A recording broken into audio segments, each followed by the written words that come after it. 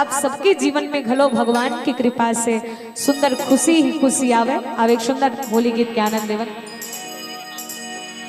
बोली श्री बांके बिहारी लाल की जय। मन डोले रे माँ फागुनवा, रस खोले रे माँ फागुनवा, मन डोले रे माँ फागुनवा, रस खोले रे माँ फागुनवा। राजा बनो बल्ला की मोरिया माँ, राजा बनो बल्ला की मोरिया माँ, रानी सही बरसा फुलवा।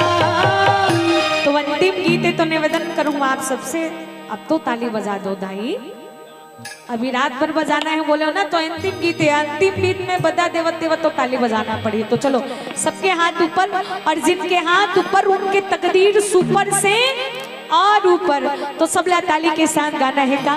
मन डोले रे माँ फागुनवा, रस घोले रे माँ फागुनवा, मन डोले रे माँ फागुनवा, रस घोले रे माँ फागुनवा।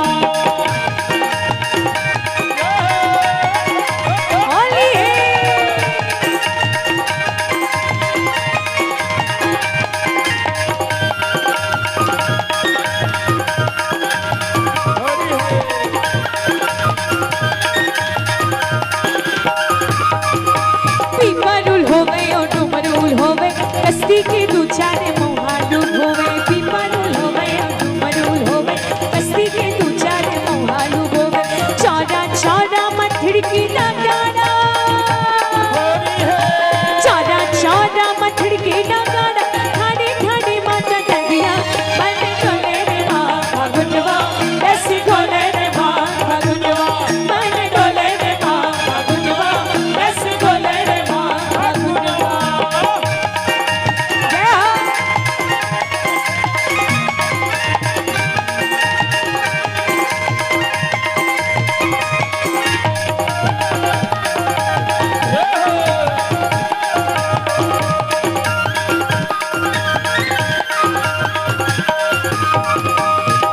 पठौनी के लगन धराई, संगी जहुरिया माया माँ बधाई।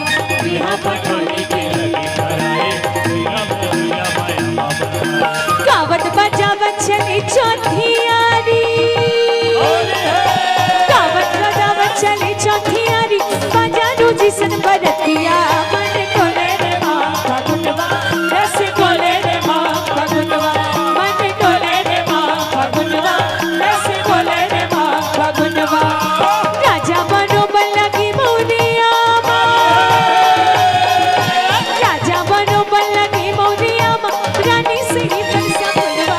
मन डोले रे माँ फागुनवा, रस घोले रे माँ फागुनवा, मन डोले रे माँ फागुनवा, रस घोले रे माँ फागुनवा, मन डोले रे माँ फागुनवा, रस घोले रे माँ फागुनवा, मन डोले रे माँ फागुनवा, रस घोले रे माँ फागुनवा, मन डोले रे माँ फागुनवा, रस घोले रे माँ फागुनवा।